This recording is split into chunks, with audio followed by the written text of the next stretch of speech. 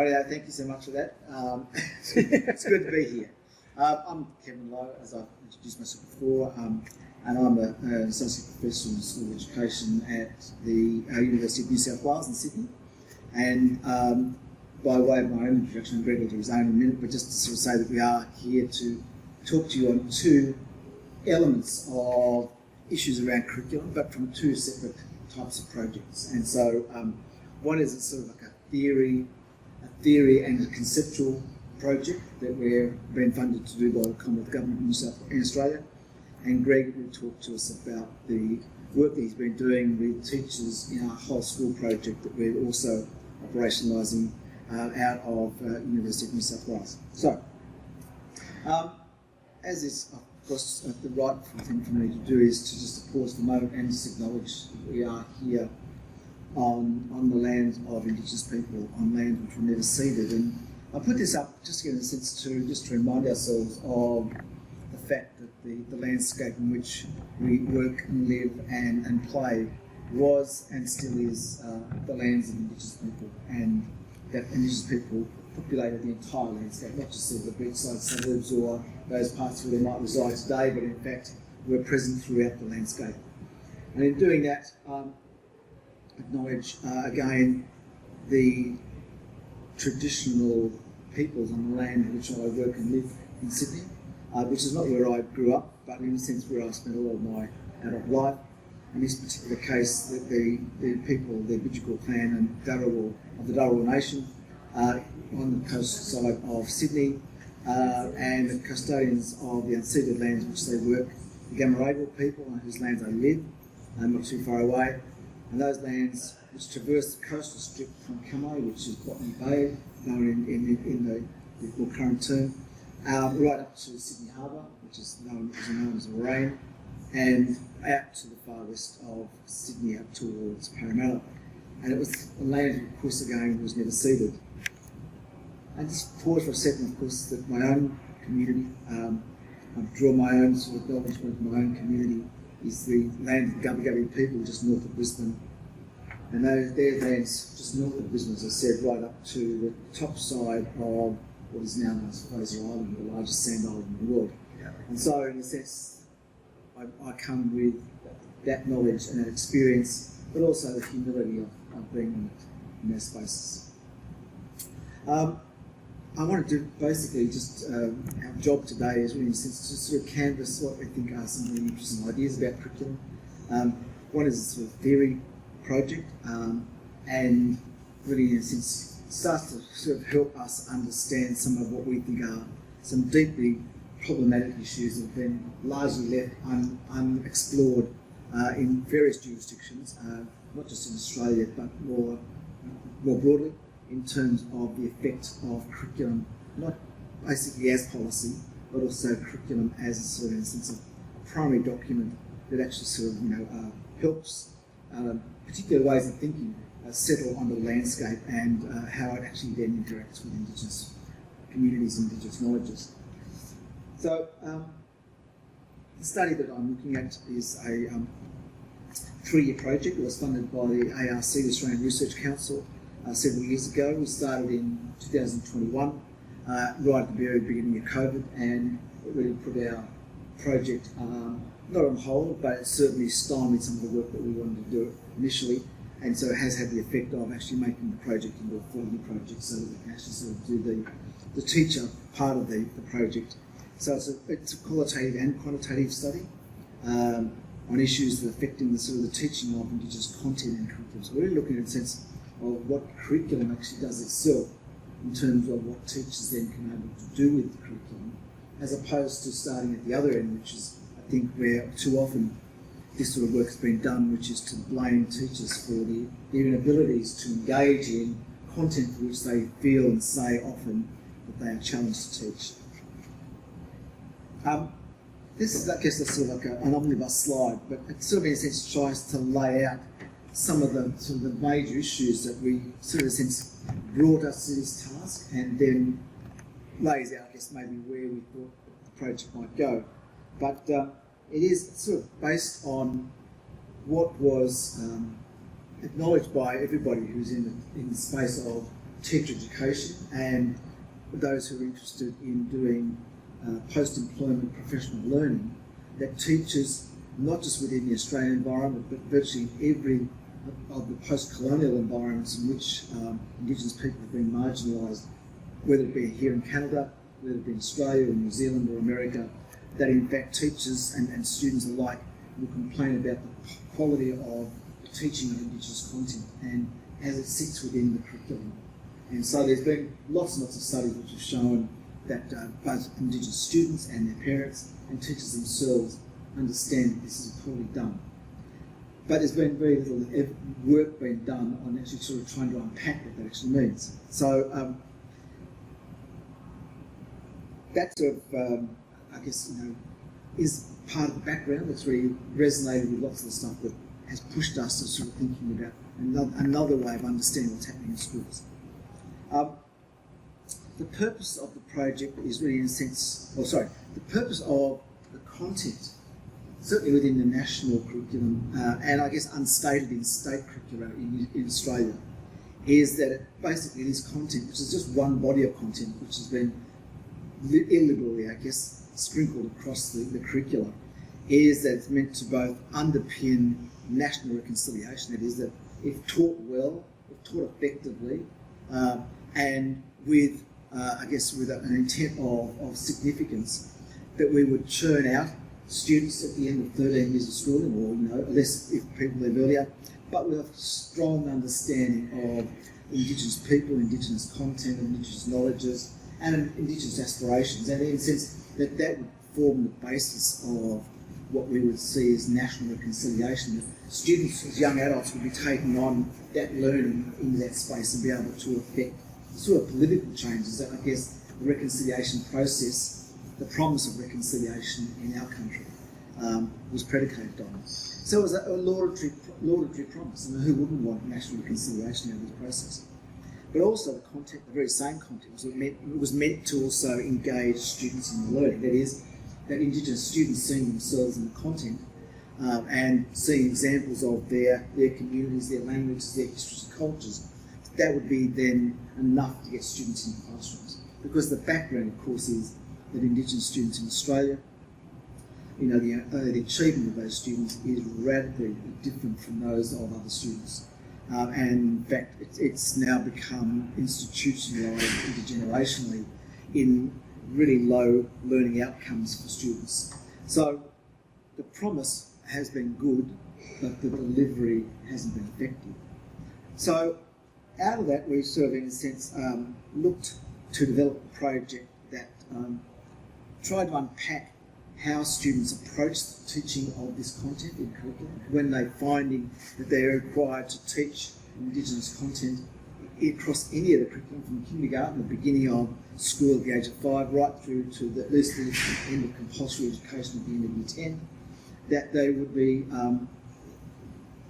be some consistency, but also some sense of energy in the way that teachers engage with their content. So we're interested in the approaches teachers have taken, and interested in sort of getting a sense of what teachers' values and attitudes to the task appear to affect their capacity and interest to be able to engage in teaching this content.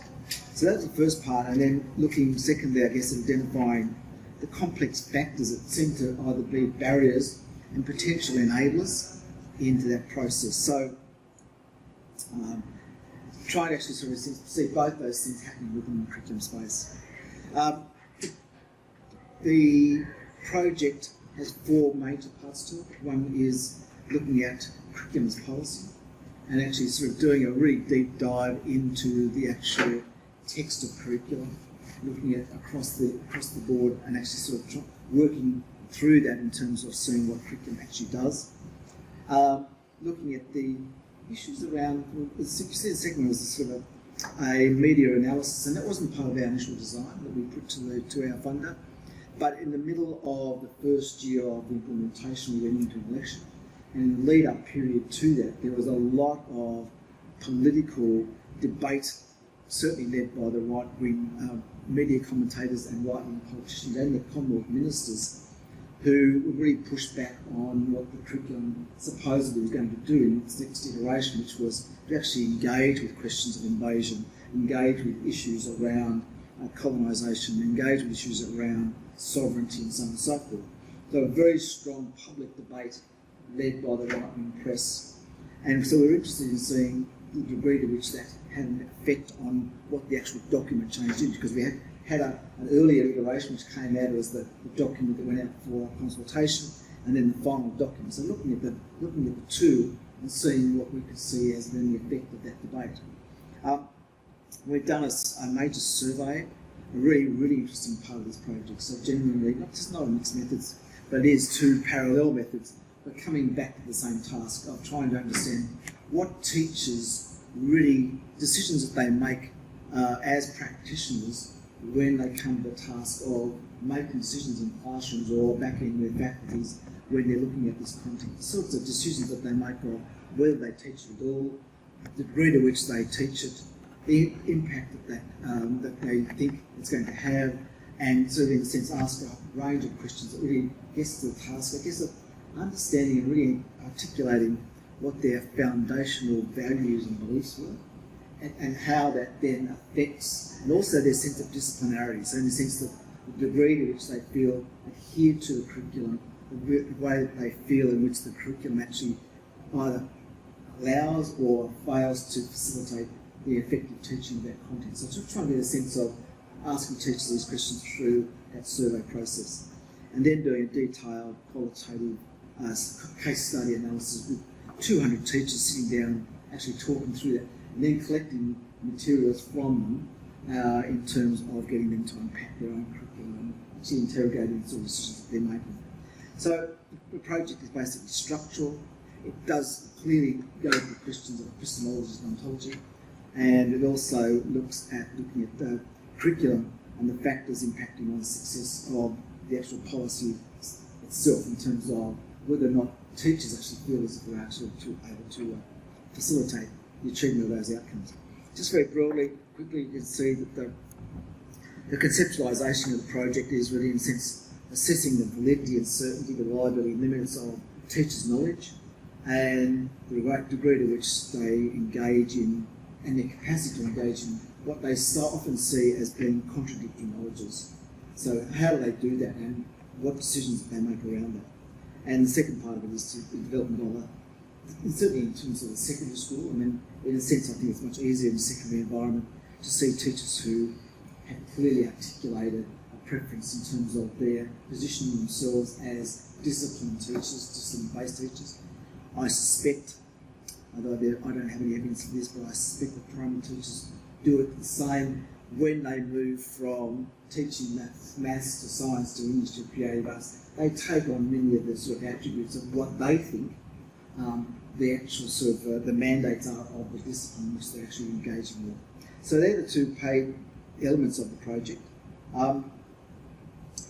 Just this slide, it's complex in the sense that there's a lot going on in there, but it was just sort of my beginning point, which came to me when I was walking one day from the university to my nearest railway station, which is about 45 minutes away, and I was teasing out, trying to really think about what I thought was going on. So I was interested, as you can see, as it's finally sort of settled into this diagram, which is only in a sense it helps understand the construct of what happens from the point of I'm just trying to chart the sort of the place and role of disciplined thinking, and so in a sense, the point where disciplined thinking constructed, through the disciplines and the canons, and what is seen as being the core content, the core discipline materials that are going to be embedded within a curriculum, which might, in our experience, goes from kindergarten right through to year 10. So there's a consistency of thinking in terms of the development of that curriculum. And embedded within that curriculum, of course, are these two huge issues. That is, the issue around how is truth determined within the discipline?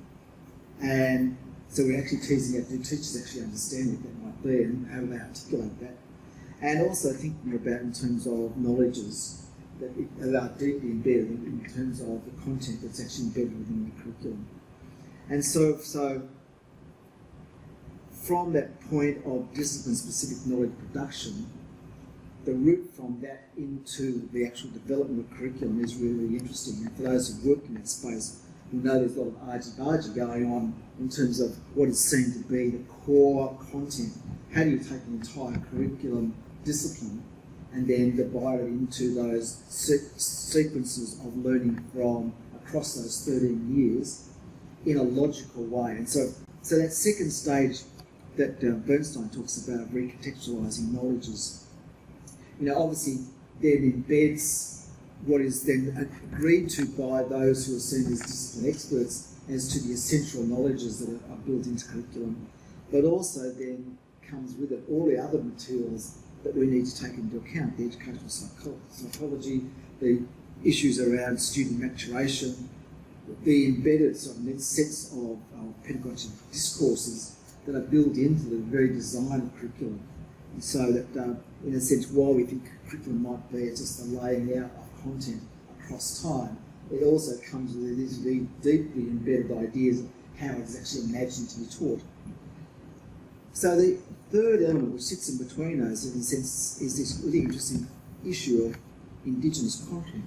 That is, the pieces of content that have been excised out of its own body of knowledge, carefully with a scalpel, or maybe not so carefully by being just ripping it out of it willy-nilly by people who have no knowledge of Indigenous content and the placement of that content in the curriculum. So I'm interested in what happens there, because this is the point of the argy-bargy. But instead of just seeing this as a cultural issue, one about power, and I've used that argument myself, and we come to it this is trying to merge these ideas together. But I'm also interested in it in terms of its relationship as a piece of knowledge in a document that embeds clearly a body of knowledge in itself and a way of thinking and core ideas of certainly those fundamental stories of knowledge, but also the fundamental story of ontology, of matter of truth. And for those who have been teachers, you'll all understand this implicitly. The time that a student asks a teacher, when a student is pontificating on any subject at all, and a student puts their hand up and little Kevin says to those students, I don't believe you. Prove to me, what's the proof of your assertion that these are the causes of World War I, or that 1 + 1 = 2? Prove that to me. Now, that instantaneously puts every teacher on the back foot. There is no easy answer to that question, although it's very simple to ask the question. Teachers will always, if there's any lack of confidence, that they will turn immediately back to the core assumption of the discipline. That provides the assurity to the teacher that if there's a clear link between the ontology of the discipline, the actual then epistemologies or facts or knowledges of discipline, that the teacher can then argue clearly, ipso facto, that if I follow this process, what's being taught to you is in fact within the discipline factual. I've tested it out. Part of that is thinking about, I think I might have just mentioned before we started, that the moment of innocence when an 18-year-old appears in our undergraduate programs in their very first lecture, when they had no input from you as university experts in your field, they're clearly drawing on something else to answer to that question. Ask those students that question. What is your response as an 18-year-old, imagining yourself going to be a science teacher or a maths teacher or an English teacher? What is your answer to that question if someone was to pose it to you? What's extremely interesting to me is that virtually on every occasion, maybe with some prompts, because they just think, I don't know, they have the language for it yet, but they implicitly understand exactly the answer to that question. They have already deeply embedded the core understanding of the discipline to which they want to go into. They do not come here as empty vessels, as a clean piece of paper, ready for us to write onto. They have already a clear understanding of what those assertions are about the disciplines. The disciplines have triumphed in the making of that teacher before they've set foot in the classroom as a teacher or in your lecture theatres as a student. They implicitly understand. And you, as lecturers, give it to them in spades. That's your job, to embed them in the discipline, so when they go back into the classroom, they're going to do exactly what it is that you've asked them to do. So, the moment of reproduction, what teachers do with this is really interesting. And so you see the situation where that process of reproduction becomes this really contested moment. But instead of actually seeing the argy-bargy and thinking that it's the teacher that is at fault, when students will say over and over again, what we've been taught does not represent the interests or the knowledges of Indigenous people. That comes clearly from the research from the voices of students, Indigenous students, and their families, and from teachers themselves who will admit that they have not done this well. The response overwhelmingly in my country, and I suspect both here as well, you can correct me if I'm wrong, is that we see that in the end the teacher is at fault. But what we want to do is we then provide them with two things. We give them bucket loads of content to teach. We develop materials for them. We do the hard work for them. And if they're lucky, they might get some additional time to do some professional learning, where maybe an elder comes from the community and talks to them and gels them up and G's them up and gets them ready to go back out into the classroom again. That has been the historic response for now generations. I just think basically, and yet clearly, it's never been proven to have had any effect. Clearly what is indicative to us, and the challenge that we gave ourselves, was that there's something in this curriculum making process itself that is at fault. So, it's a long time to talk about this, but in a sense, we want to basically work in this central space to actually look at what happens in that space of the making of curriculum and the ways in which curriculum has been constructed in ways that engage with Indigenous content and knowledges, and still be thinking about how teachers might do that work. But what we know from the broad body of research is that nearly all of the research has gone directly to the endpoint and looked at what teachers do in classrooms and think that that's the end point. And we think that really misses the point altogether. It leaves curriculum totally untested.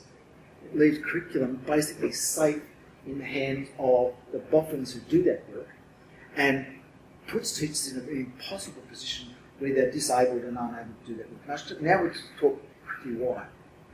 The national curriculum in Australia is good in one sense. I mean, and it's easy to sort of be critical of the national curriculum, but at least it's put into words what was deeply embedded practice within the states, but never articulated in documents, is to how they went about to actually develop and integrate Indigenous content or any other cross-curriculum content into curriculum. And never actually clearly explicated that. It just appeared in it without any explanation. So the national curriculum lays out that there's three strands of knowledge. That is, there's discipline-based knowledge, which obviously forms the vast bulk of knowledge. And interspersed with that, at the same time, are opportunities for teachers to engage in the general capabilities. The sort of stuff that I know sits in the Canadian curriculum in spades and elsewhere in terms of those general capabilities of literacy, numeracy, civics and citizenship, and so on and so forth.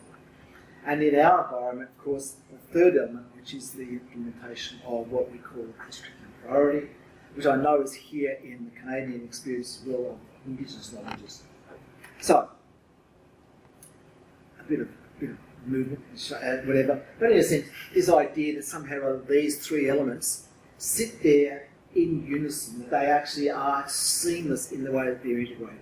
Well, clearly, we would know that these things are constantly in tension with each other, and the degree to which teachers engage equally or ably between both doing content to teaching cross-curriculum content, and doing general capabilities is clearly an untruth. This slide lays out, I think, most clearly the challenge, and where ACARA, which is the National Curriculum Authority, actually says in black and white, or in this one colour, black and red, but lays out the actual conundrum that we're trying to address. So while on the one hand, the top elements talk about the promise of curriculum. So it talks about that the cross-curriculum content, the Indigenous knowledges in the curriculum, is there to provide Aboriginal and Torres Strait Islander students with the ability to actually see themselves in the curriculum. So it sounds that sort of sexiness of saying, that if it's relevant to you, if curriculum is actually sort of talking about your experiences, your knowledges, your understanding and your historical engagement, that is going to actually then engage students in the curriculum. And the second part is that this very same content, while engaging me, engages Greg as a non-Indigenous person, because it's giving him these new knowledges and skills and understanding, such that Greg then can go out into the world as a young adult and be part of this wave of informed young people who are going to follow on in the reconciliation process into later life and underpin the new arrangement, new political, social, philosophical arrangements in the organisation of the state. So that's a grand promise. And who wouldn't buy into that? And in some sense, if it was true, then of course it would be laudable, and teachers would be and should be rewarded for doing that really challenging task, to do that with the same sort of content. But later on in the document, deeper into the document, the ACARA body lays out very clearly that the cross-curriculum content, in fact, can never meet those mandates, can never meet that promise. Because it clearly says two things. That the cross-curriculum content, whether it's the Indigenous content, whether it's content about Asia, or about sustainability, that any of those three elements can never be seen by teachers as being a curriculum itself. That is, it does not have an internal logic, a logic that builds on the fact that there's a central point of truth and knowledges, and it has a sequence of learning. We forget that part. Curriculum is built around broadening and deepening students' understanding of the world within the discipline, as we as teachers provide them with that context to build their capacity to engage more deeply. So, this content is never going to do that. It's never going to have its own epistemology or ontology, and it's never going to have its own narrative. It can never speak as a coherent body of knowledge. It always is going to be shackled to the discipline. So the capacity for that to do those two elements, for kids to see a consistent, coherent story, for students to leave with a really deep understanding of reconciliation, is a nonsense. It was never designed to do this. The fact that they actually had put it in there and stayed with it, that bit of text stayed with the shape paper of the ACARA Curriculum Authority, because they don't think that people actually read it. They don't think that people have actually put in these two things together to see the impossibility of that promise. Once we understand this, now we can see that teachers are not just the ones who's at fault in the teaching of this content. They are never been able to teach this content effectively, because the curriculum is never designed to do that work. Never. Very, very quickly, coming close to the end of what I was going to say to you, is that on the left-hand side, this is our undertaking or our views around curriculum in terms of Indigenous content. The first is the curriculum content is atomised. That is, it's taken out, totally out of context. It has no logic. Any teacher who picks up a curriculum document looks for the logic. What did I do yesterday? What am I going to do today? What happens tomorrow? How do I take students on that learning journey? How do I constantly revise and bring students along that journey as we deepen their thinking across time? How do I take a student from learning to count in kindergarten to doing differential calculus in year 12? There's a clear, logical link of instruction that goes with that. And the curriculum allows that to happen. What's the instruction for teachers when someone says, imagine a student at the age of 12 leaving primary school and heading off to high school. If you ask that question, what have you learned? Tell us what you've learned about, the Indigenous people from here in Vancouver, or for me in Sydney. What ideas can you tell me about them? There's absolute silence, because we've taught them nothing. We've taught them moments of content. So that's when we've done and looked at we did a very quick scan across the Canadian or the BC curriculum. And lo and behold, I just looked at one, we just looked at the social studies program from kindy to year 6. Saw exactly the same thing, even though there is one year where there is quite a significant body of teaching, I think in year 3 or 4, essentially all the Indigenous content is atomised. It's taken out of context and thrown into the curriculum. We saw it in spades in the way in which the curriculum is structured, that the curriculum is developed in ways that where it's an elaboration where teachers get to make a choice. So it's not mandated, they get a choice. We know what happens. Life is very busy to teachers. There's a learning outcome you have to teach to. And we get 10 dot points we have to teach. As teachers, they make decisions. It's one of the questions we've asked in the survey. How many of all those dot points do you actually use? Teachers actually go down enough until they think the kids have learned, that is, 50% plus 1, learned the content, and they stop. Why? Because they know in 2 weeks' time they've got a test that all of year 8 are going to be doing. So they just have to rush through the curriculum. The content that gets dropped off more often than not is the Indigenous content. And if it's there, it's done really poorly because it's actually just providing a context for the program and not. So its legitimacy is tied to the ways in which the teacher can make it look and feel and smell like the discipline. So we've actually, not only have we denuded it of a logic, we've actually made it such that they have to teach it science before they can teach it. Not as Indigenous knowledge. You can see the conundrum here. This is the problem that I think we've missed for way too long.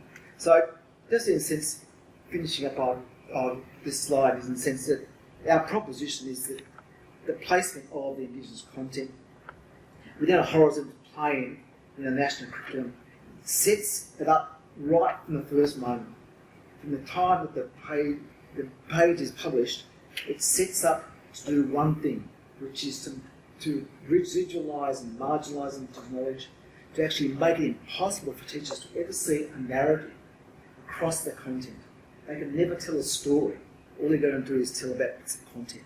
So that, I think, is where we're at, because at the moment our research, very early on, certainly in our quantitative research, have really clearly indicated our thoughts in terms of the decisions teachers are making. Our very early interviews with teachers have really explicated the fact that teachers see themselves as the custodians of the core ontologies and epistemologies of this subject. Out of their own mouths, they're saying to us. So we're thinking that we're going to be able to sort of really demonstrate the fundamental flaws of curriculum development. And I guess would suggest to you that the same thing sits here in Canada as it does in our own environment. So I'm going to stop at that point. Thank you so much. Thank you.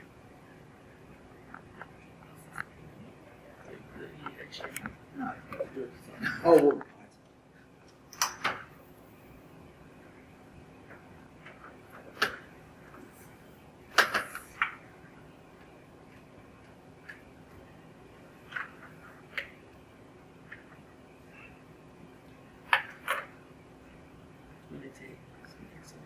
Where is it?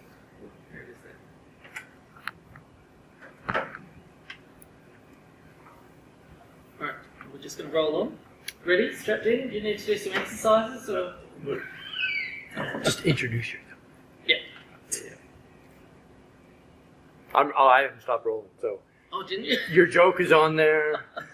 Kevin hoarding the cable. The whole thing is on here. The whole thing's on there. Alright, let's roll in. Alright, well, thanks very much, Kevin, for setting us up with that part of the conversation. You can clearly see from that part of the project or that activity that we're working on that we're concerned with the tools that teachers get, the making of the curriculum, the ideas that sit behind that, and the work that then the curriculum does. And while we would really like to see change in that space and a different set of ideas coming in to inform how the curriculum is designed and engaged with by teachers, we can't wait for those sorts of changes to come in. So the part of the project I'm going to be talking about is the work that we're doing in schools with teachers, with local cultural mentors, and with us as researchers. So as Kevin has mentioned, I'm Greg Bass. I'm based at Griffith University, which is up in Queensland. I would also like to begin with acknowledging and paying my respects to the unceded territories that we're meeting on today, and extend that acknowledgement and respects to all First Nations peoples that may be listening in and wherever you are.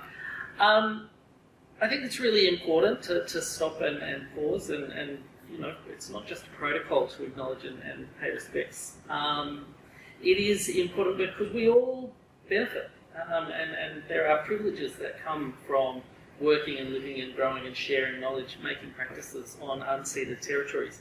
And with that privilege and that opportunity comes responsibility. And so, for me, one of the things about acknowledging and paying respects is stopping to pause and think about that responsibility that we all carry forward from now. Also, when I'm doing an acknowledgement or pay my respects to country, I like to, put up images of country to think about it in new and different ways. And this is one of the images that I came across as I was preparing these presentations that we're delivering. And I was really struck, by the connection with Captain Cook in 1778, and him briefly passing through here. And there's an early image of this city being developed here, and of course Captain Cook travelled on down to Australia, or what became known as Australia, not too long afterwards, and we're all very familiar from that setting with the history that followed on from that. So I think there's lots of continuities and points of connection between this context over here and what has taken place in Australia. For myself, I've spent the last few years on living and working on Yugambeh country, otherwise known as the Gold Coast, this sort of region just south of Brisbane.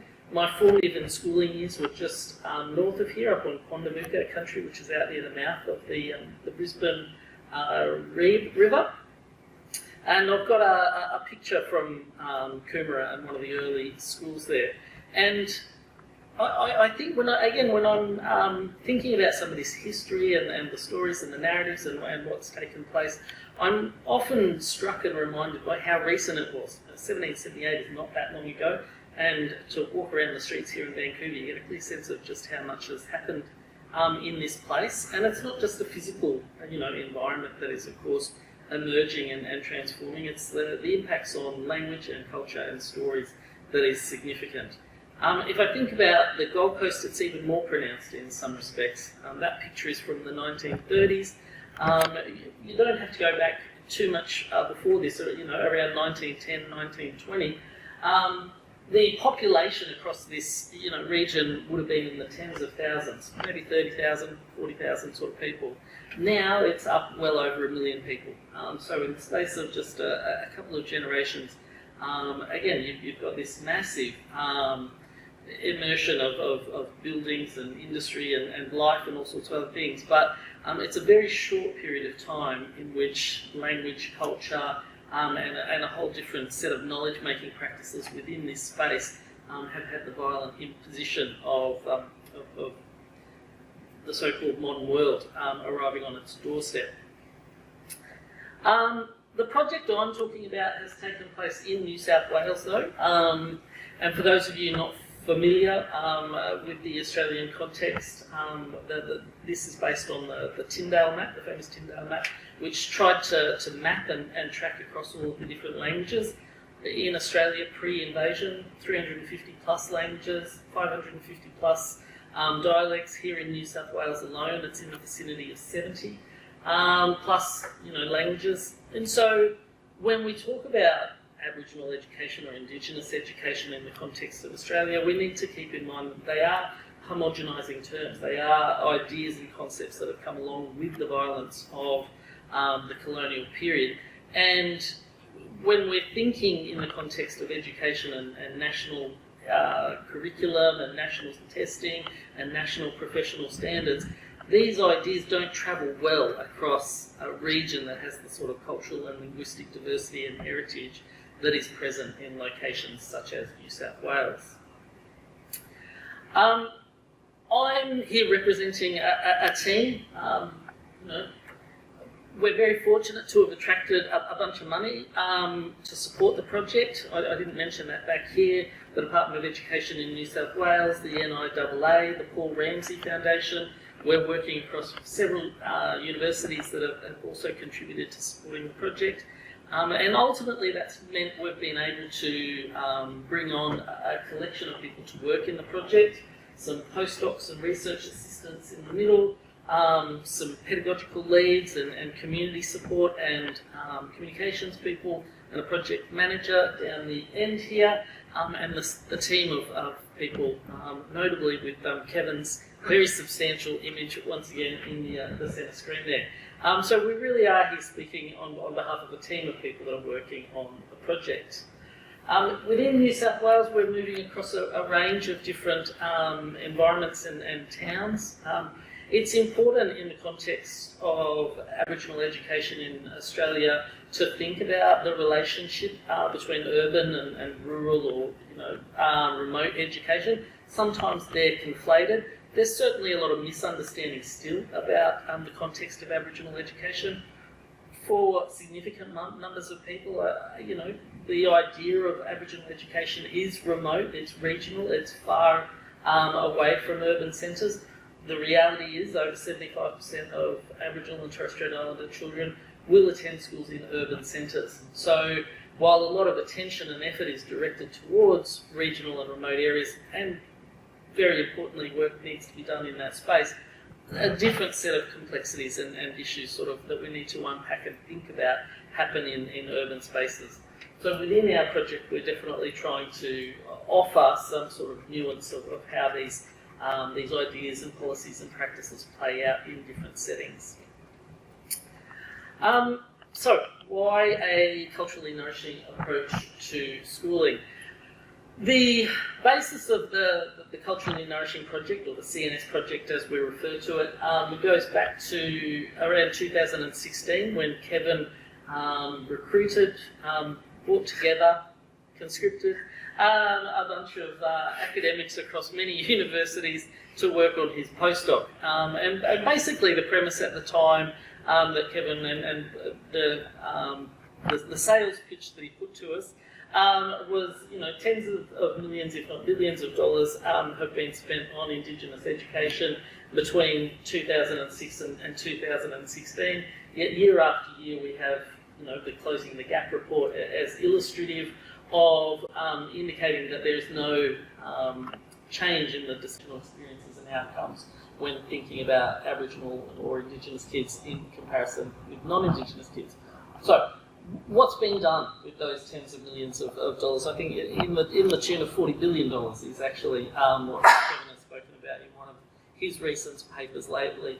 So if you consider the fact that there's not even quite 350,000 people in Australia that identify as Aboriginal and Torres Strait Islander people, they could have individually been given a very considerable body of money rather than having $40 billion plus spent on education for there to be no seemingly real positive impact at the end of all of that time and energy. Anyway, so we set about adopting a similar systematic review process around 11 topics: community engagement, pedagogy, English as an additional language or dialect, professional learning, literacy, numeracy, and so on. As I mentioned, we all adopted a similar methodology and approach to this work so that we would then later be able to bring these systematic reviews together and say something really, really substantial. Over 13,000 studies were reviewed as part of this process. We've published all of those systematic reviews in 2 special issues, and earlier this year we released a book assessing the evidence in Indigenous education. One of the other methodological things that we were taking up for this project was really the idea of, again, thinking about, well, lots of this work is, designed in and for the benefit and the improvement of Indigenous students and communities' experiences with schooling. What do they have to say about it? They're quite aware of all of this money being spent, all of these efforts and initiatives being started, and all of this research being done. And what sort of voice and what sort of contribution to research have they been able to make with that rather substantial body of money that's been spent? There was this Indigenous research methodology that was also sitting across the, the systematic reviews that we adopted. After we had completed all of the systematic reviews, the next job was then to start synthesising that somehow and bringing that together. And I guess that was a process of the good, the bad, and somewhere in between. Unsurprisingly, in many respects, we had things like the importance of country, language, culture, community, family, kinship come up as really important foundations. These were the bedrock that needed to be cared for. We also observed dissonant forces, the impacts of race and racism, colonisation, removal from land, whiteness or white supremacy as an extension of racism, the institutional arrangements and institutional racism, and neoliberal policies and practices all impact on that foundation in problematic ways. But when the foundation is cared for and looked after, positive things flourish and bloom. In this case, the flannel flower that comes from Kevin. When this is present, we see strong Indigenous cultural identities. We see language practices and competence alongside, heritage language practices and competence alongside English language. Academic success, strong learner identities, skills around cognitive abilities and emotional skills and those sorts of things. So that's ultimately, of course, what we're all looking for as teachers, as parents, kids themselves. This is aspiration. When we were then thinking, okay, so we know this foundation is what's being worked towards. The goal is to have the flower and blooms. We need to, push back on the dissonant forces. As education researchers, how are we going to work with teachers and with community and cultural mentors to try and make a change and experience an impact within schooling for Aboriginal and Torres Strait Islander kids, or all kids really in general? And that's where the four elements at the top come into play. Notably, at the top is learning from country, or learning on from and with country. And this, is a really, really, really significant point about the project. When we're talking about learning on from and with country, we're not just talking about learning about country. We are talking about how country teaches and nourishes people and communities in different sorts of ways, that you can read country, that country cares for you and you care for country. So it's a much richer and deeper understanding of learning on from and with country. We also have cultural mentoring down this end, or what we sometimes refer to as epistemic mentoring. And this is in recognition of the point that, well over 95% of the teachers in Australia, probably as with other settings such as here, continue to come from a very homogenised background. They're generally white, English-speaking, come from a wealthy or a middle-class sort of background. And what we've experienced in teacher education and working with teachers, and it's articulated through research, is that lack of confidence. But I don't know some people. I don't want to get it wrong. I don't want to make mistakes. I don't know where to get appropriate resources from, and there's this lack of confidence. So cultural mentoring or epistemic mentoring is bringing into the project this idea of providing opportunities for teachers and cultural mentors to sit down and work together. And there's a reciprocity to this. This is the idea that teachers are going to learn, from and with community members about the local environment and people in culture and language, while community members themselves are going to learn a little bit more about the languages and practices of schooling, so they can understand and perhaps see it in a new or different sort of a light. Over the other end, we've got cultural inclusion of these four. Now, cultural inclusion is really important. On the one hand, you'd say in places like Australia, there's been a change. Certainly from the time I was in school myself a few decades ago, or when I was teaching in schools not quite a few decades ago. You walk into schools now and you will see, the Indigenous flag flying. You will see murals around schools. You will see an acknowledgement of country or an apology in the foyer of school offices. You will hear students get up and do the acknowledgement of country, and maybe the national anthem in language and things like this. So culture and language has made it into school in a variety of ways. What it hasn't done is necessarily made it into the classroom and importantly into teaching and learning and the curriculum and assessment for the very sorts of reasons that Kevin was just talking about in his presentation. Teachers, the curriculum is set up for failure in many instances, and that's compounded by the lack of confidence that a lot of educators have. So cultural inclusion is about taking language and culture into the classroom and embedding that in a much more substantial way in curriculum, pedagogy and assessment. The final element that I've held off on there is effective professional change.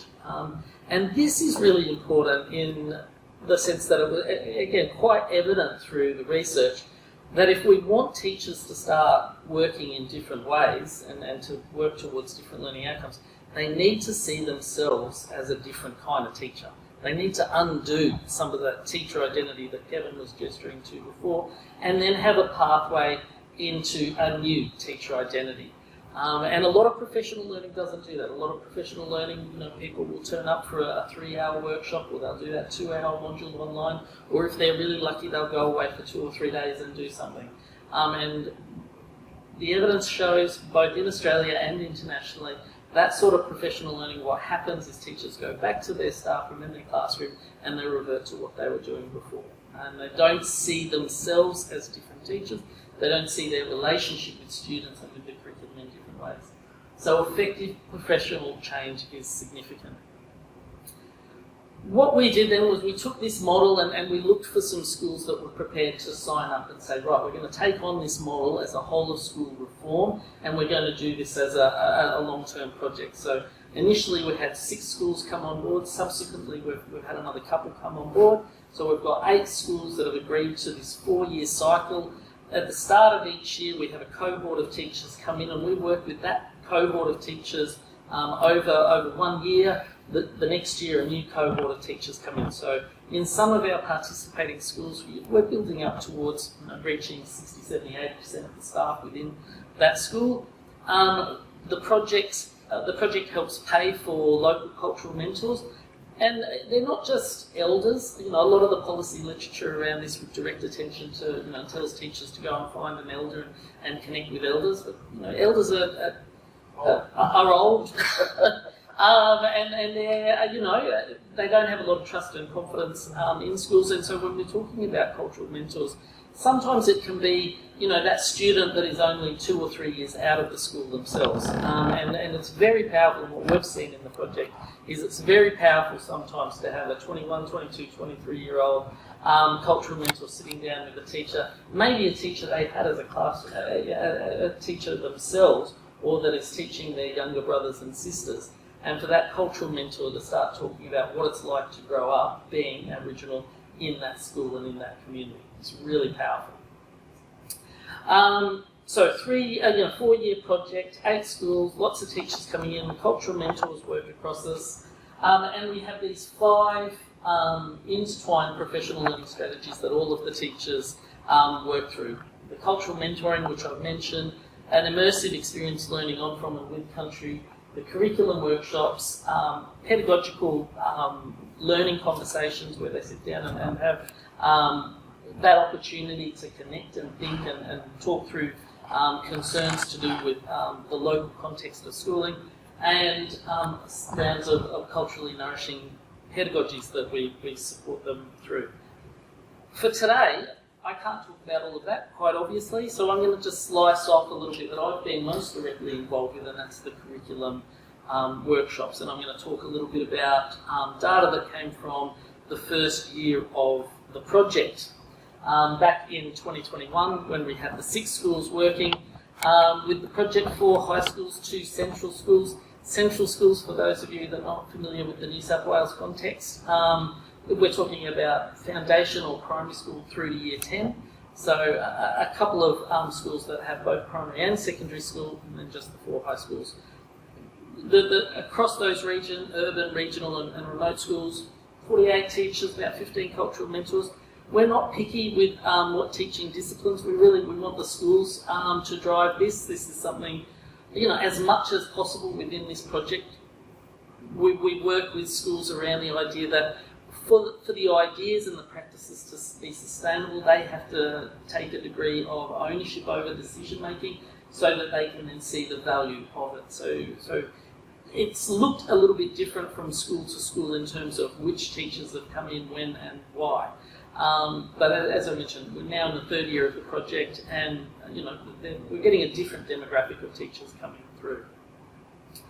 Here's a couple of images from some workshops. The top one is myself out at Lake Cargelligo, I think that was. Down below is Kevin out on one of the Learning from Country experiences when we were heading out in Gorgandra, I think that was. And down the bottom there, when we visited one of the cultural curriculum workshops at the Flats. The curriculum workshops themselves look a little bit like this. Prior to turning up for the workshops, all of the teachers and the cultural mentors have been given 2 readings, which I'll talk a little bit about in a second, and with the expectation that they've read those and had the opportunity to chat a little bit about those. It's us as the researchers, the cultural mentors, and the educators on day 1. We start off with a bit of reconnecting with the learning on from and with country. We then move into the middle part of the day where we unpack these 3 analytical frameworks. And I'm going to talk a little bit about those in a second. And then in the afternoon, the teachers start having the opportunity to use those analytical frameworks on their own curriculum resources for a unit of work that they would have coming up in the not too distant future. On day 2, the cultural mentors don't come back, it's just the teachers. They do the heavy lifting, a couple of hours working on again, using those analytical frameworks to revise those units of work and those resources. And then in the middle session, we ask them to put together a presentation, so they'll get up in front of each other and present that work and explain, this is what the unit looked like, these are the changes that we've made, this is why we've made these changes, this is what we're hoping will come from it. The presentations, we sometimes ask school leaders to come in some of the smaller schools. Local elders and cultural mentors have come back in, and there's a definite level of visibility and teachers needing to own the work that they've done and account for their use of time over the last couple of days. And then the final session of day 2 is reflecting on their time in the workshops. I've included here a couple of images that come from the presentations and the reflection. At the top, it's one of the teachers, a music teacher, that had, across the couple of days working on the curriculum workshops, realised that, or thought about how and why they could connect teaching and learning in the music classroom with some local musicians who had recently left the school, and again, had brothers and sisters that was kids still at the school in question. And for this music teacher, it was quite an epiphany, of sorts, to realise, we don't need to talk about music that comes from far away from other people that are spoken about for a different context. These kids know these kids. They see them on the weekend down at the footy fields and things like that. And so it was quite powerful for this teacher to then start thinking about, right, I can draw on these stories, which are about this place and space and what it's like to grow up. And the written reflections. While there were some in the team that had their doubts that after 2 days of heavy lifting, teachers would want to write written reflections, I'm happy to say in the context of this project, more often than not we have had some interesting and very, very valuable responses from teachers. So that's really what I'm going to talk about today. The data that I'm engaging with today, and I'll unpack a little bit now with you, comes from the presentations and from the reflections, the teacher reflections. Now, in terms of the analytical frameworks, I think it's useful to get a sense of the analytical frameworks and the work that we ask the teachers to do. So the image down the bottom in the foreground comes from a paper that Kevin and a colleague, Tyson Porter, wrote when the national curriculum first came out and the cross-curriculum first was presented. And they wanted to have a look at it and think about, right, okay, the cross-curriculum priorities are here, they're mandated. All teachers have a responsibility to do some work and address the cross-curricular priorities. So what's in there? What does it look like? And the first thing Kevin and Tyson did was they had a look at the cross-curricular priorities using Bloom's framework. Very familiar to teachers, still the basis of a lot of teaching and learning and curriculum work in this space. what's very clearly and quickly apparent to anybody having looked at this, and you've probably already thought about it, is it highlights from foundation or year 1 through to year 10 that when cross-curricular priorities are there around Aboriginal and Torres Strait Islander content, it never really gets out of that lower order thinking. There's opportunities for understanding and applying. There's virtually no opportunities for evaluating and creating. And what we see also is a reduction across the school years. So there's more of a propensity to engage with some of this content in primary school, less once you actually get to high school. So this is the basis of our first analytical framework. We want the teachers to go and have a look at, what's happening in these resources in and around Blooms. Is it echoing what the cross-curricular priorities are drawing your attention to? The second analytical framework we get them to have a look at is another tool developed by Kevin and Tyson, and this is around the idea that the cross-curricular priorities are premised on the promise that you're taking into the classroom topics, issues, content, ideas that are of concern and interest to Aboriginal and Torres Strait Islander peoples. And so Kevin and Tyson sort of said, right, well, you would think that there's going to be opportunities for things like talking about Aboriginal rights, invasion, colonisation, language, reconciliation. The list could kind of, go on. Terra nullius, Aboriginal sovereignty, all sorts of other things. What you see very quickly again is across that foundation to year 10, there's very, very, very scant opportunity for these politically volatile and contested topics to be explored by teachers either in the young years or through to the upper years. Now, that's perhaps unsurprising given that, what we saw just before with Bloom's taxonomy never getting onto the higher order thinking.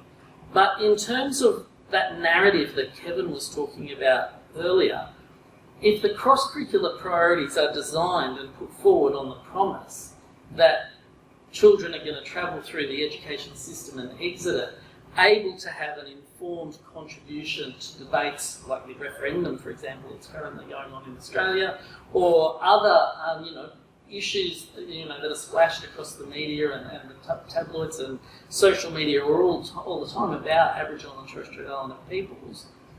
If young people exiting school are to have an informed, critical and articulate understanding of those topics, there needs to be something more than this that they are engaging with in teaching and learning. Now, this is not to suggest, of course, that there aren't exceptional teachers that are doing this. There's always been exceptional teachers that have thought about these topics and these concerns in deeper and nuanced ways and have done that work. But in our experience, those teachers are relatively fragmented. They're few and far between. They operate in environments where they're under sort of duress and pressure to toe the line and not do this critical sort of work. In many instances, they might be pushed out of the system or feel as though it's safer to get out of the system and not continue doing this work. And so that's not a tenable, viable or helpful solution in the long run. So we need more teachers to be able to push on than is currently the case. So the third analytical framework that we have a look at. It's on. So on the previous slide, we saw that idea that we're wanting to move away from having a directive, skills-based sort of an approach to knowledge-making practices, and instead be taking up more of a relational approach, one where we're thinking about values and different sorts of axiologies and ontologies as being given more privilege and premise. So instead of teachers going into the classroom and starting at that directing sort of a level where they're then saying, okay, these are the learning outcomes, this is what you're going to engage with, this is how you're going to demonstrate your learning, and then teach students reflecting on that, saying, okay, this is what I knew beforehand, now I know this, I'm able to act on it, and from that they're able to then move on to respecting and having different sets of values. Within this Indigenous standpoint and relational approach, we're flipping that really, and we're coming back to the idea of values and that point of respect and responsibility that comes with knowledge-making practices in the classroom leads to a point where you then know how to act on and in the world in different sorts of ways. So Indigenous standpoint is really important in this regard, and getting and working with the teachers in ways that deepens their understanding of it. And we see this as being really important because this is really the bridge for teachers in terms of those fears, those concerns, I don't want to make mistakes, I don't want to get it wrong, I don't know what resources to go to. If they start getting a much stronger and clearer sense of an Indigenous standpoint, theoretical framework, then those decisions they can potentially move forward with in more confidence regarding what resources, why, how they're being used and how they can be unpacked in the classroom. Indigenous standpoint theory, for those of you not particularly familiar with it, draws on and builds on that bigger body of work that started with feminism back in the 1970s and standpoint theory. And that really moving towards that idea that it's not enough or it's insufficient really to empathise and try walking in the shoes of somebody else for some time. But the experience of growing up with a particular location and positionality in society impacts on your sense of self and how you see the world. Therefore, it offers a point of analysis and critique. With regards to feminism in the 1970s, it was that idea that growing up in a patriarchal world where there's messages about, how to be a particular sort of woman and how to be a particular sort of man are internalised in all sorts of ways, or not just internalised but impacted violently in some instances on how you might see yourself, your opportunities, your mobilities, all of those sorts of things.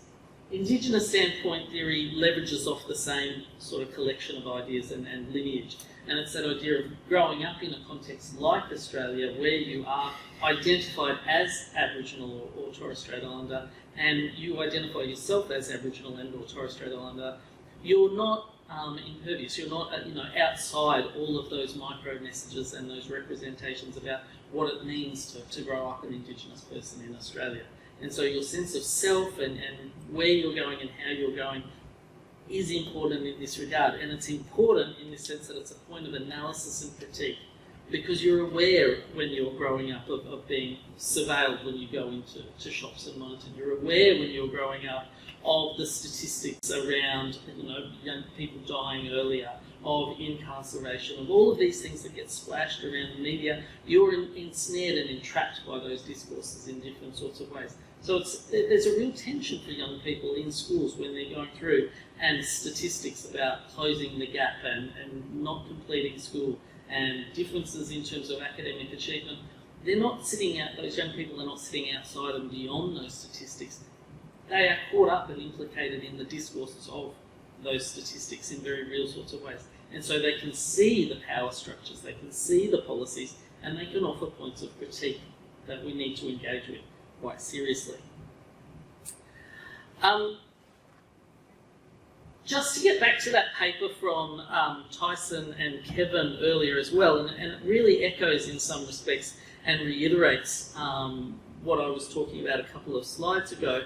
The curriculum as it is currently put forward, irrespective really of the teaching discipline, as highlighted also by Kevin, emphasises systems and processes. It emphasises knowledges and skills. They're the engine room of the curriculum.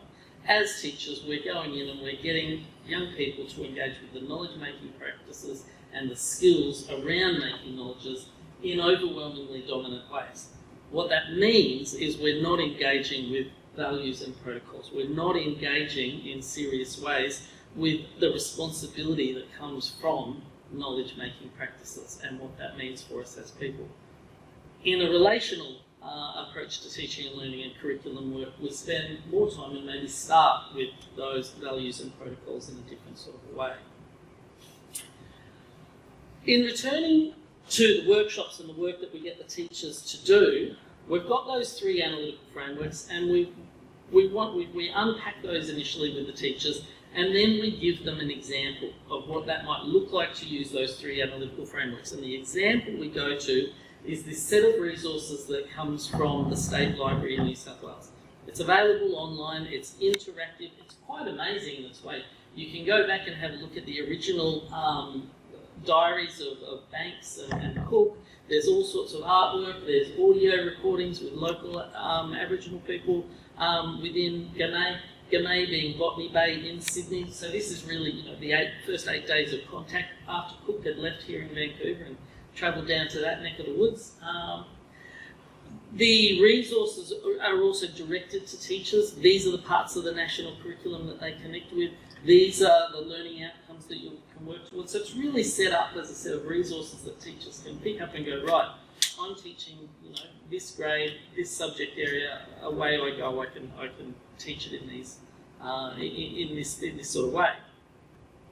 We step through the resources using the analytical frameworks, drawing attention to how and why it's, when it's framed by Bloom's, drawing attention to some of the concerns around the socio-political limitations and constraints and missed opportunities, and also drawing attention to how and why the resources start with directing rather than starting with respecting and valuing.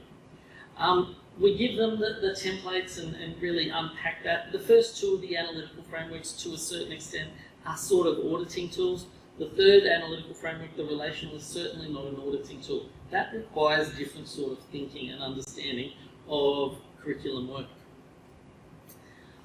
After we've unpacked the analytical frameworks, we've given them the example of 8 days in Gamay, then we ask the teachers to have a practice run themselves, and we direct them to this suite of resources that comes from the University of Melbourne.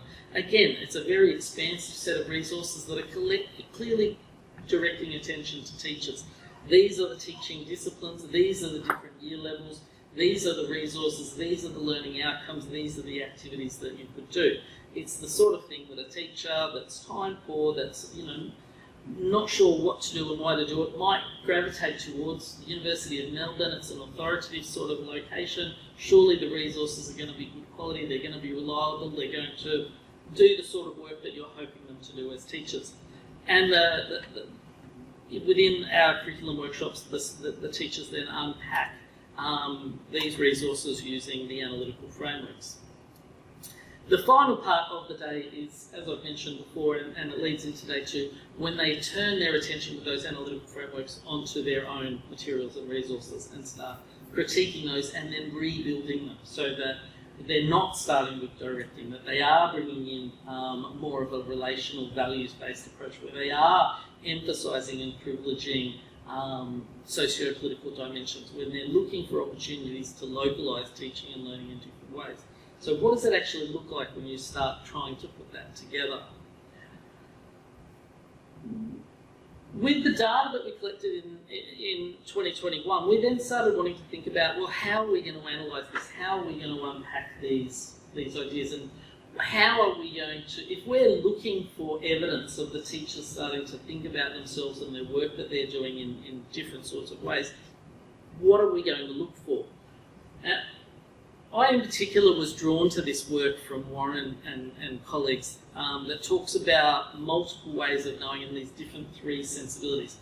I was drawn to it because it's really, I think it's talking about the sort of language, ideas and concepts that resonate with us in the project. It's talking about deep linking from the colonial matrix of power, it's talking about epistemic disobedience, it's talking about working towards very different sorts of learning outcomes. And the 3 sensibilities were useful in this sense for us to engage in an analytical process of going and saying, okay, we've got these recorded presentations, we've got PowerPoints, we've got written reflections. How do we see evidence of what they talk about as multiplicity, horizontality, and dialogicality? Now, when they're talking about multiplicity, they're talking about this idea that there's more than one knowledge system at play, and you're engaging with that in very visible, explicit, and deliberate sorts of ways.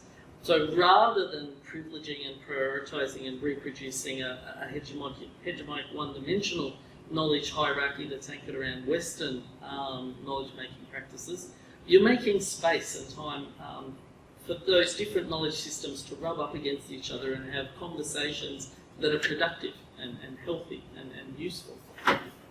Horizontality is talking about the idea that teaching and learning doesn't take place just in the classroom and in the schoolroom. Learning is something that students will engage with at home around the kitchen table, on the weekend when they're playing sport, on the bus to school when they're overhearing something, when they pick up their phone and they're looking through social media. And young people, they come to school primed with questions, with ideas. Why is that happening? What's going on here? How has this come about? Learning needs to recognise that horizontality and not work with the idea or the premise that teaching and learning only takes place at school. For Warren and colleagues, they suggest that when multiplicity and horizontality are taken seriously and visualised in teaching and learning, that it leads to this sense of dialogicality.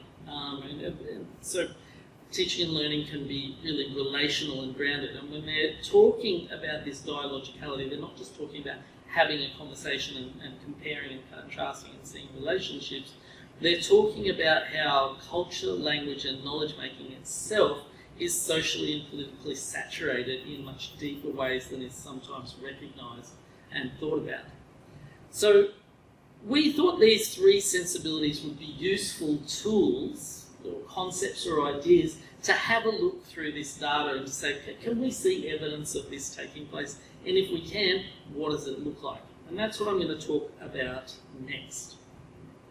So just to backtrack for those of you that have methodological sort of questions, we did this in vivo with myself and another person on the research team, going through and spending a considerable amount of time going through a number of presentations and written reflections to start thinking about, okay, what would it look like? What would we see when teachers are presenting? What does it sound like? What sorts of ideas are they introducing? What sort of language choices do they have? And so we started attaching those bites of language, of communication, of ideas under these three different sorts of headings. Horizontality was the most prevalent and most visible thing that teachers spoke about, and we started thinking about how this horizontality was articulated as a form of nourishing learners. Excuse me. And for the teachers, there was a little bit of excitement here. This was quite energising for them. There's that recognition from lots of teachers that students are quite passive, a bit bored, a bit disengaged, all sorts of different things. And they started thinking about and seeing how the ideas we were encouraging them to take up can reinvigorate teaching and learning. So it's more meaningful, it's more connected to students and their real lives. There's the opportunity for students to be knowledge producers when they start thinking about teaching and learning in these sorts of ways. This was both in urban and in regional settings, and the teachers started seeing about how what is learned in the school could be translated and have an impact in the local environments for the young people. In this sort of sense, they started seeing how schooling could be more relevant and locally contextualised, how this could push back on ideas about deficit framing. That reminder that students are not just knowledge receivers or the banking model of teaching and learning, but teachers are knowledge producers in and of their own right. They already have knowledge about the local environment. They are able to speak with some authority about what's taking place there and build on that in important ways. So it was a way of pushing on from deficit framing or tokenism in helpful ways. And in this sense, it fed into a positive sense of identity work, a stronger sense of who we are as young learners, where we're going, the opportunities that come from knowledge making. And so it was really enriching for the teachers and quite hopeful for them that working in this way would be very beneficial for young people. The next element for us was dialogicality, not horizontality. And this was articulated really by the teachers in their thinking about schooling itself as nourishing. And this is part of a bigger project of teaching and learning. They started thinking of moving away from the what of teaching to learning to the how and the why. How education, in the more expansive sense of the term, is empowering. It leads to opportunities. It leads to things beyond the school years and the school gate in important ways. The teachers also started articulating this idea in terms of nourishing schools that it wasn't enough for them as individuals or as a small group of people that had come into the project and started thinking about these ways of working to continue doing so in isolation. But they needed to take a leading sort of role working with colleagues in their staff rooms and across different sorts of staff rooms. They started seeing how more and more teachers working within the school and across schools would lead to a greater critical mass of people pulling everybody up and working in a really different sort of way. So they were excited about this possibility and this prospect of starting to move in this direction as being part of student well-being, healthier schools, students seeing there being a reason for coming to school, having a reason to engage with teaching and learning, seeing schooling as leading to something that was beneficial and of interest, in the short term and the long term in ways that currently a number of students might be articulating resistance to or disengagement from. So nourishing schooling was a really important component there. There was also multiplicity, however this was the least prevalent sensibility that was present. We described this and started seeing this as being articulated in and around this idea of how engaging with teaching in this way was nourishing for teachers themselves. There was that moment of teachers articulating the idea of, that's the sort of thing that I came into teaching for. I want to work with students in those ways. I want to work towards those sorts of outcomes. So teachers were excited for themselves with regards to the sort of professional renewal that teaching and learning in this sort of way promoted. So there was a level of critical consciousness in terms of, I can use my positional power to push back on the forces of standardising curriculum and policy practices. I can use my positional power and my learning in ways to bolster myself so I'm not ground down by the busyness of reporting and accountability and the interruptions of behaviour management. If I've got students pulling in the same direction as me and we're all on the same path, some of those things that are consuming so much time and energy will be cared for in different ways. So the teachers were really excited to start articulating and seeing the possibilities for this. We would put the caveat around that though, that a 2-day workshop, that's part of a bigger project, but it's still insufficient time for that to be really crystallised in a fulsome way. There needs to be more opportunity, a continuing deepening of engagement and thinking and practice in this space, which we are starting to see evidence of now in the 3rd year of the cycle, but this was very early on in these days. Another important component here was that idea of teachers starting to reconnect with themselves as learners. And importantly, they need to unlearn some of the dominant discourses and practices of schooling with a view to then relearning how to do things in different sorts of ways and gravitate towards that. So they needed to sit with the complexity and the messiness that is teaching and learning, to not feel overwhelmed by that, but to understand that that is kind of part of the process, I guess you'd say, in some respects, and that teaching and learning can't always be neat and tidy and have a complete sort of an answer. So that was very exciting and encouraging for us. There is a fourth thing that I haven't spoken about here, where there were also teachers commenting in and around how difficult it was going to be, that the system still is constraining and is controlling, that there is insufficient time and support to start putting these sorts of practices. But those concerns and that reticence was not as powerful and as palpable as I think we were originally anticipating it was going to be. So I'm going to finish this presentation, not with that quote on the slide, because we're going to lose that one too. There was feedback again on one of those things. That one right there. That one. Well, there is a lovely quote there from a food tech teacher who was in an urban setting, who was talking about working with one of the aunties one day, and again thinking about some of the broader activities linked with the project, and getting to know that epistemic mentoring and the teachers working with the cultural mentors. And at one point in stage, the teacher had gone for a walk with one of the aunties around the school with some students, and the auntie was pointing out different trees and different herbs and different things that could be used for ingredients, and the teacher then collecting some of those resources and materials and taking them into the classroom and using them to bake bread. And for the teacher, there was then this epiphany sort of moment of, it's not just literally finding these ingredients and taking them into the classroom, but it's all the stories that come with it. It's the stories of what those plants mean, the relationship that they have to people, to places, to history, to to dreaming stories and things like that. And for the teacher, it was a very, very powerful sort of a moment and articulation of how and why the sort of work that we're encouraging them to do doesn't have to be really difficult. It means spending some time with people, going and having some conversations, thinking about yourself and the work that you do as a teacher in different ways, and then going about doing that work in ways that open up different possibilities. So I might leave it there as well. Thank you very much for your time. And I've gone a little bit overboard, but hopefully that's okay too.